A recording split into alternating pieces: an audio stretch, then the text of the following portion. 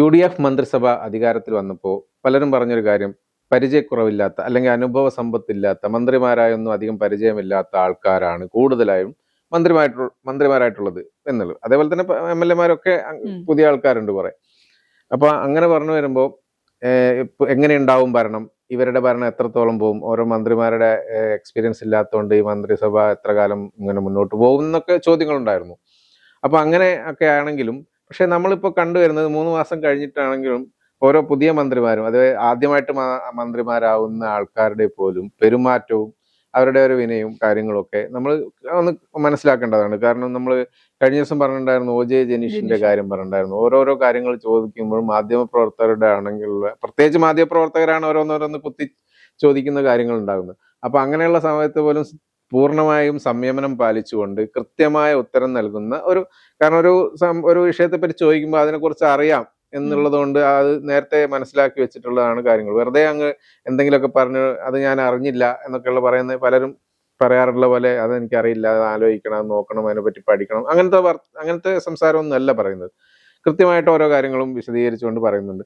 അപ്പൊ അങ്ങനെയുള്ള മന്ത്രിയാണ്. അപ്പൊ അത് കൂടാതെ വേറെ മന്ത്രിയായ PC വിഷ്ണുനാഥ്, കഴിഞ്ഞ ദിവസം PC വിഷ്ണുനാഥ് ഒരു പരിപാടിയിൽ പങ്കെടുത്തപ്പോൾ ലേറ്റ് ആയിട്ട് എത്തിയപ്പം അടൂർ ഗോപാലകൃഷ്ണൻ ഉണ്ടായിരുന്നു അവിടെ, മുതിർന്ന സംവിധായകനാണ്.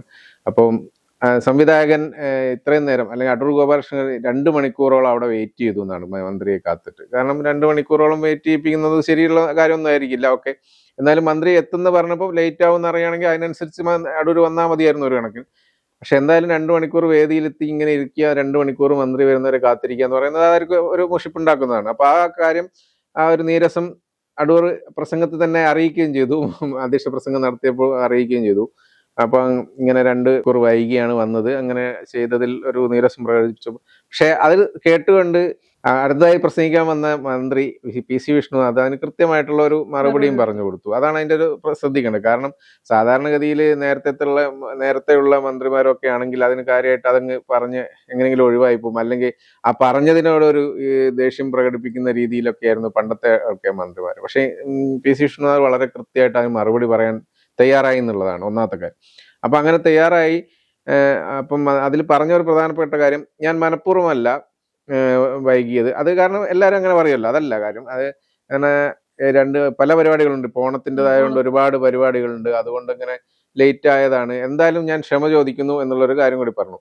അപ്പൊ ഇങ്ങനെ ഒരു മന്ത്രിമാര് അങ്ങനെ പറയുന്നത് മാത്രമല്ല, അവർക്ക് ആ ഒരു പക്വത കാണിക്കുന്നു. അപ്പൊ ശരിക്കും പറഞ്ഞു കഴിഞ്ഞാൽ UDF മന്ത്രിമാരൊക്കെ നാളെ നല്ല രീതിയിലല്ലേ പെരുമാറുന്നതും കാര്യങ്ങളൊക്കെ നടക്കുന്നത്. അല്ല, ഒരു മന്ത്രിസഭയെ വിലയിരുത്താനുള്ള സമയമൊന്നും ആയിട്ടില്ലല്ലോ. 3 മാസം എന്ന് പറയുന്നത് മന്ത്രിസഭയെ വിലയിരുത്താനുള്ള സമയമല്ല.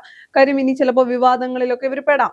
എന്നിരുന്നാൽ പോലും ആദ്യത്തെ 3 മാസം കോൺഗ്രസിലെ UDF-ലെ മന്ത്രിമാരൊക്കെ തന്നെ തെറ്റുകളൊക്കെ അംഗീകരിച്ച് തിരുത്താൻ തയ്യാറായി തന്നെയാണ് മുന്നോട്ട് പോകുന്നത്. അത് തന്നെയാണ് വേണ്ടത്. സാധാരണക്കാരായ ജനങ്ങൾക്ക് ഇഷ്ടവും താല്പര്യവും തോന്നുന്ന രീതിയിലേക്ക് മന്ത്രിമാർ അവരുടെ നിലപാടുകളായിക്കോട്ടെ, അവർ സംസാരിക്കുന്ന രീതി ആയിക്കോട്ടെ, അതൊക്കെ മാറ്റിയിട്ടുണ്ട്. അത് തന്നെയാണ് എല്ലാവരും ആഗ്രഹിക്കുന്ന കാര്യം. ഇതുവരെയും ഒരു മന്ത്രിയെ പോലും ഒരു ധാർഷ്ട്യം നിറഞ്ഞ മന്ത്രിയാണെന്നൊന്നും പറയാൻ കഴിയില്ല. ഇനി സാംസ്കാരിക നായകരെന്ന് പറയുന്ന ആളുകൾ എല്ലായ്പ്പോഴും ഇടതുമുന്നണിക്കും LDF-നും ഒപ്പമായിരുന്നു. 2ാം പിണറായി വിജയൻ സർക്കാരിന്റെ കാലത്താണ് സാംസ്കാരിക നായകർ സർക്കാരിനെതിരെ തിരിയേണ്ട ഒരു സാഹചര്യം വന്നത്. നിൽക്കക്കള്ളി ഇല്ലാത്ത സാഹചര്യത്തിലാണ് സർക്കാരിനെ വിമർശിച്ചതൊക്കെ നമ്മൾ കണ്ടതാണ്. അപ്പൊ അതുകൊണ്ട് തന്നെ വിമർശനങ്ങൾ ഇനി ഉണ്ടാകും. സാംസ്കാരിക നായകരുടെ ഭാഗത്തു നിന്ന് മാത്രമല്ല, എല്ലാ ദിക്കിൽ നിന്നും വിമർശനങ്ങൾ ഉണ്ടാകും. ആ വിമർശനങ്ങളെ എങ്ങനെ നേരിടുന്നു എന്നതനുസരിച്ചായിരിക്കും ഒരു മന്ത്രിയുടെ ആകട്ടെ, ഒരു MLA-യുടെ ആകട്ടെ കഴിവ്, അവിടെ ആയിരിക്കും അവരെത്രത്തോളം നന്നായി കാര്യങ്ങളെ കൈകാര്യം ചെയ്യാൻ കഴിയുമെന്ന് നോക്കുന്നത്. ഇപ്പൊ നമ്മൾ നേരത്തെ കാണുകയാണെങ്കിൽ മുൻ മന്ത്രിസഭയുടെ കാലത്ത് പല സംഭവങ്ങളും ഇതേപോലെ ഉണ്ടായിട്ടുണ്ട്. പിണറായി വിജയൻ മുഖ്യമന്ത്രി ആയിരുന്നപ്പോൾ പിണറായി വിജയൻ ഈ സംഭവങ്ങളൊക്കെ ലേറ്റ് ആയിട്ട് വന്നതിന് പിണങ്ങി പോകുന്നു, അതിന് ദേഷ്യം പ്രകടിപ്പിക്കുന്നു, അങ്ങനെയൊക്കെ ഉണ്ടായിട്ടുണ്ട്. പെട്ടെന്ന് പ്രസംഗിക്കാതെ ഉദ്ഘാടനം ചെയ്തായിട്ട് പോയി എന്ന് പറഞ്ഞിട്ട് അങ്ങനെ വന്നു. പിന്നെ മൈക്കിനോടുള്ള ദേഷ്യം പ്രകടിപ്പിക്കുന്നു, ഇങ്ങനെ പലതും നമ്മൾ കണ്ടിട്ടുണ്ട്. അത് ഒരുപാട് തവണ മൈക്കെന്നും അവിടെ ഒരു പ്രശ്നമായിരുന്നു പിണറായി വരുന്നിടത്തൊക്കെ. അങ്ങനെയുള്ള സംഭവങ്ങളൊക്കെ നമ്മൾ കണ്ടിട്ടുണ്ട്. അപ്പോൾ ഇങ്ങനെയുള്ള ആ ഒരു പെരുമാറ്റവും, ഒരു മന്ത്രി, ഒരു ജനപ്രതിനിധി എന്നുള്ള രീതിയിൽ ജനങ്ങളുടെ മുന്നിലാണ്, ജനങ്ങളുടെ പരിപാടിയിൽ പങ്കെടുക്കുന്നതാണ്. ഒറ്റയ്ക്ക് വീട്ടിലോ അങ്ങനെയാണെങ്കിലോ ഒക്കെ ഓക്കെ, ഇത് ജനങ്ങളുടെ മുന്നിൽ പെരുമാറുമ്പോൾ ഉണ്ടാവുന്ന ഒരു വ്യത്യാസം, ആ 2 മന്ത്രിസഭകളുടെ ഇടയിലുള്ള വ്യത്യാസം ഒന്ന് ശ്രദ്ധിച്ചു. അല്ല, ശരിയാണ്, വലിയ വ്യത്യാസമുണ്ട്. കഴിഞ്ഞ സർക്കാരിന്റെ കാലത്തല്ല, ചേട്ടൻ ആദ്യം സൂചിപ്പിച്ചതുപോലെ ഒരു ആശങ്ക ഉണ്ടായിരുന്നത് പുതിയ ആളുകളെ ആദ്യമായി MLA ആകുന്ന ആളുകൾ മന്ത്രിയാകുന്നു, MLA ആയിരുന്ന ആളുകൾ തന്നെ മന്ത്രിയാകുന്നു. മുൻപ് മന്ത്രിയായ ആളുകൾ വളരെ കുറവാണ്. രണ്ടാം പിണറായി വിജയൻ സർക്കാരിന്റെ സമയത്തും ഇതേപോലെ ആയിരുന്നു, പുതുമുഖങ്ങളായിരുന്നു മന്ത്രിയായി വന്നത്. അതുകൊണ്ട് തന്നെയാണ് പല ആളുകൾ നന്നായി പെർഫോം ചെയ്തു എന്ന് പറയുമ്പോഴും പല മേഖലകളിലും വലിയ പരാജയം ഉണ്ടായതിന്റെ കാരണവും പുതുമുഖങ്ങൾക്ക് നൽകിയതാണ്. അതുകൊണ്ട് തന്നെയാണ് രാഷ്ട്രീയ കേരളം ഒന്നടങ്കം ചിന്തിച്ചത്, അയ്യോ പുതിയ ആളുകൾക്കൊക്കെ കോൺഗ്രസും അല്ലെങ്കിൽ UDF അവസരം നൽകുമ്പോൾ കഴിഞ്ഞ അല്ലെങ്കിൽ രണ്ടാം പിണറായി വിജയൻ സർക്കാരിന്റെ അതേ അവസ്ഥ ഈ സർക്കാരിന് ഉണ്ടാകുമോ എന്നുള്ളത്. എന്തായാലും അത്തരം ഒരു അധപ്പതനത്തിലേക്ക് പോകില്ല എന്ന് തന്നെ കരുതേണ്ടി വരും, അല്ലെങ്കിൽ അത്തരം ഒരു അധപ്പതനത്തിലേക്കൊന്നും കാര്യങ്ങൾ എത്തില്ല എന്ന് തന്നെയാണ് മന്ത്രിമാരുടെ പെർഫോമൻസിൽ നിന്ന്. ഇപ്പൊ PC വിഷ്ണുനാഥ് ആണെങ്കിലും, PC വിഷ്ണുനാഥ് MLA ആയിരുന്നു. അപ്പൊ അദ്ദേഹം മന്ത്രിയായി വരുമ്പോൾ വലിയ രീതിയിലുള്ള ആശങ്കകൾ, കാര്യം എനിക്ക് ആദ്യം മുതലേ PC വിഷ്ണുനാഥ് മന്ത്രിയായപ്പോൾ വലിയ ആശങ്കയൊന്നും ഇല്ലാതിരുന്ന ആളാണ്. കാര്യം ഉമ്മൻചാണ്ടിയുടെ ശൈലി പിന്തുടരുന്ന ആൾ, ഉമ്മൻചാണ്ടിയാണ് രാഷ്ട്രീയത്തിലേക്ക് കൊണ്ടുവന്നത്. വിഷ്ണുനാഥ് എല്ലാ വേദിയിലും പാട്ടുപാടി ഓഡിയൻസിനെ കയ്യിലെടുക്കുന്ന ഒരു രീതി, വിഷ്ണുനാഥൊക്കെ ദേഷ്യപ്പെട്ട് സംസാരിക്കുന്നത് വളരെ കുറവാണ്. അപ്പൊ അങ്ങനെയുള്ള ഒരാൾ മന്ത്രിയായി വരുമ്പോൾ സംസ്ഥാനത്തിന് ഗുണമുണ്ടാകും എന്നുള്ളതാണ്. കഴിഞ്ഞ ദിവസത്തെ സംഭവം പല രീതിയിലെടുക്കാം. വേണമെങ്കിൽ അതിന് മറുപടി പറയാതിരിക്കാം, മറിച്ച് വേണമെങ്കിൽ കഴിഞ്ഞ സർക്കാരിന്റെ ശൈലി വെച്ചാണെങ്കിൽ മൈൻഡ് ചെയ്യാതെ പോവാം, അല്ലെങ്കിൽ പറയാം മന്ത്രിയല്ലേ, ഓണക്കാലമല്ലേ, തിരക്കുകളൊക്കെ ഉണ്ടാകും, സ്വാഭാവികമാണ്. കാര്യം സ്വാഭാവിക നടപടിയാണ്, തിരക്കുകൾ ഉണ്ടാകും. ഏതെങ്കിലും ഒക്കെ ഒരു ചടങ്ങിൽ, അതിപ്പോ ഏത് മന്ത്രിയായാലും ഏതെങ്കിലും ചടങ്ങിൽ 2 മണിക്ക് എത്താമെന്ന് പറഞ്ഞാൽ കൃത്യം 2 മണിക്ക് എത്താമെന്ന് കഴിയണമെന്നില്ല. അപ്പൊ തിരക്കുകൾ ചൂണ്ടിക്കാട്ടി അത് പറയാം. പക്ഷെ അതൊന്നുമല്ല വിഷ്ണുനാഥ് ചെയ്തത്. മാന്യമേ ആദ്യം അദ്ദേഹം ക്ഷമ ചോദിക്കാൻ തയ്യാറായി, എന്റെ ഭാഗത്ത് ഞാൻ മനഃപൂർവ്വം ചെയ്തതല്ല, ഇനി ഇത്തരം കാര്യങ്ങൾ ഞാൻ ശ്രദ്ധിക്കുമെന്ന് പറഞ്ഞു. അത്തരമൊരു, അത് മാത്രമല്ല അടൂർ ഗുരുസ്ഥാനീയനാണെന്ന് പറയുന്നുണ്ട്. പിന്നെ എന്റെ ഭാഗവും ഞാൻ ശ്രദ്ധിക്കേണ്ടതായിരുന്നു, കാരണം അടൂർ ഇവിടെ എത്തിയിട്ടുണ്ട് എന്നുള്ള കാര്യം എനിക്ക് അറിയില്ലായിരുന്നു. അങ്ങനെയാണെങ്കിൽ വരാൻ പറ്റില്ല, എന്നാലും ഇത്ര സമയത്തുള്ളിൽ എത്തും എന്നറിയിച്ചു കഴിഞ്ഞാൽ അതിനനുസരിച്ചുള്ളൊരു അറേഞ്ച്മെന്റ് അവിടെ നടത്താമായിരുന്നു. പക്ഷെ എന്നാലും എന്റെ ഗുരുസ്ഥാനീയനാണ് അടൂർ, എന്റെ ഭാഗത്ത് തെറ്റുണ്ടായി, ഞാൻ കൃത്യസമയത്തേക്ക് എത്തേണ്ടതായിരുന്നു എന്നുള്ളത്, അതുകൊണ്ടാണ് ക്ഷമ ചോദിക്കുന്നത് എന്ന് പറഞ്ഞിട്ടുണ്ട്. അപ്പൊ ഇപ്പം ഓണം പരിപാടി ആയതുകൊണ്ട് നമുക്ക് എല്ലാവർക്കും അറിയാവുന്നതാണ്, മന്ത്രിമാർക്ക് ഒരുപാട് പരിപാടികൾ ഉണ്ടാവും. എല്ലാ പരിപാടിക്കും മന്ത്രിമാരെ ഉൾപ്പെടുത്തണം എന്നായിരിക്കും ഓരോരോ സംഘടകരുടെയും താല്പര്യം. അതിനനുസരിച്ച് അവർ മാക്സിമം ട്രൈ ചെയ്യും. പലതും ഇവർക്ക് ഒഴിവാക്കാൻ പറ്റാത്ത സാഹചര്യം ഉണ്ടാവും. ഇപ്പൊ ഒരു പരിപാടിക്ക് ഇപ്പൊ ഒരു കൊല്ലത്ത് എവിടെയെങ്കിലും ഒരു ജില്ലയിൽ എത്തുകയാണെങ്കിൽ, അല്ലെങ്കിൽ ഒരു ടൗണിൽ എത്തുകയാണെങ്കിൽ, ആ അടുത്തുള്ള പരിപാടികളൊക്കെ മന്ത്രി കൊണ്ട് ചെയ്യിപ്പിക്കുന്ന ഒരു രീതിയാണല്ലോ പൊതുവേ ഉണ്ടാവുന്നത്. അപ്പൊ അങ്ങനെയും പല സമയത്തും ലൈറ്റ് ഉണ്ടാവും. ഒന്ന് ഇവിടെ വരെ കയറി പോകുക, 5 മിനിറ്റ് കൊണ്ട് ഇല്ലെങ്കിൽ 2 മിനിറ്റ് കൊണ്ട് പോകാന്നൊക്കെ പറഞ്ഞ് അങ്ങനെ ചില പോകേണ്ട ഒഴിവാക്കാൻ പറ്റാത്ത സാഹചര്യങ്ങളുണ്ട്. അങ്ങനെയൊക്കെ ആയിരിക്കും ചിലപ്പോൾ ലേറ്റ് ആവുന്നത്. അപ്പോ അല്ല, മന്ത്രിമാർ ഇപ്പൊ എല്ലാ മന്ത്രിമാരും MLA ആണെങ്കിൽ പോലും ഒരു പ്രോഗ്രാമിന് വിളിച്ചാൽ കൃത്യസമയത്ത്, അത് അവരുടെ കുറ്റമായിട്ടൊന്നും നമുക്ക് പറയാൻ കഴിയില്ല.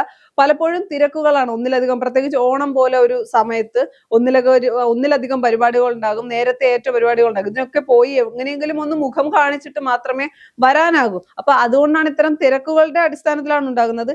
എന്നിരുന്നാൽ പോലും നമ്മൾ പ്രധാനമായി കാണേണ്ടത് UDF സർക്കാരിന്റെ അല്ലെങ്കിൽ പുതിയ സർക്കാരിന്റെ ഏറ്റവും മികച്ച കാര്യമായി നമ്മൾ വിലയിരുത്തേണ്ടത് മന്ത്രിമാരൊക്കെ തെറ്റുപറ്റിയാൽ അത് അംഗീകരിക്കാനും, ഇപ്പൊ പൊതുവേദിയിൽ തന്നെ അല്ലെങ്കിൽ തനിക്ക് സംസാരിക്കാൻ കിട്ടിയ സമയത്താണ് PC വിഷ്ണുനാഥ് തന്റെ ഭാഗത്തു നിന്നുണ്ടായ തെറ്റിന് ക്ഷമ ചോദിക്കുന്നു എന്ന് പറയുന്നു.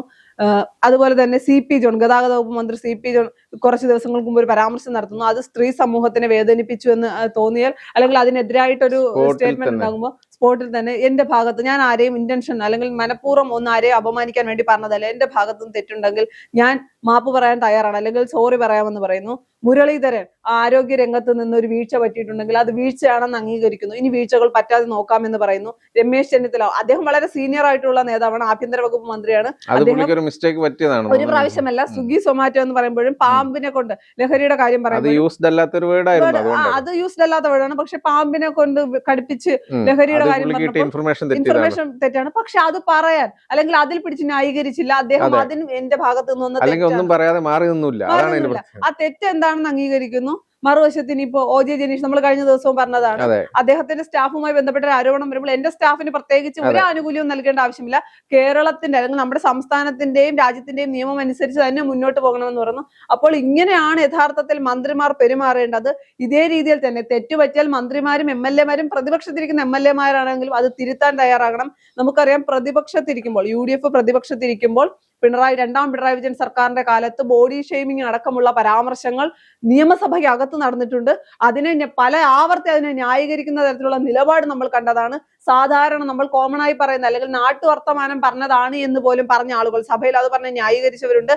അന്നത്തെ പ്രതിപക്ഷ നേതാവും നിലവിലെ മുഖ്യമന്ത്രിയുമായിട്ടുള്ള VD സതീശന്റെ ഭാഗത്ത് നിന്ന് തെറ്റായ ഒരു പ്രസ്താവന ഉണ്ടാകും, അല്ലെങ്കിൽ അത് ശരിയായില്ല എന്ന് സ്പീക്കറും മറ്റാളുകളും പറയുമ്പോൾ അടുത്ത ദിവസം വന്ന് മാപ്പ് പറയാൻ അല്ലെങ്കിൽ മാപ്പ് പറഞ്ഞ് ഞാൻ പറഞ്ഞത് തെറ്റാണ്, സഭാ രേഖകളിൽ നിന്ന് അത് മാറ്റണം എന്ന് പറഞ്ഞ ആളാണ് പ്രതിപക്ഷ നേതാവ്. ആ സർക്കാർ അല്ലെങ്കിൽ ആ പ്രതിപക്ഷത്തിരുന്ന പാർട്ടി അധികാരത്തിലെത്തുമ്പോൾ ഏറ്റവും നന്നായി തന്നെ കാര്യങ്ങൾ എന്ന് വെച്ച് തെറ്റ് ഞങ്ങൾ എപ്പോഴും മാപ്പ് പറയുന്നുണ്ട്, അതുകൊണ്ട് തെറ്റ് ആവർത്തിക്കാം എന്നുള്ളതല്ല. പക്ഷെ തെറ്റ് പറ്റിയാൽ അത് അംഗീകരിക്കാനും തിരുത്താനുമുള്ള മനസ്സ് സർക്കാരിനുണ്ട്. ഈ മനസ്സോടുകൂടി തന്നെയാണ് 5 വർഷവും മുന്നോട്ട് പോകേണ്ടത്. ഇത് ആദ്യത്തെ അല്ലെങ്കിൽ അധികാരത്തിൽ വന്നതിന്റെ ഒരു ആവേശമാകാതിരുന്നാൽ സംസ്ഥാനത്തിന് ഏറ്റവും നല്ലത്.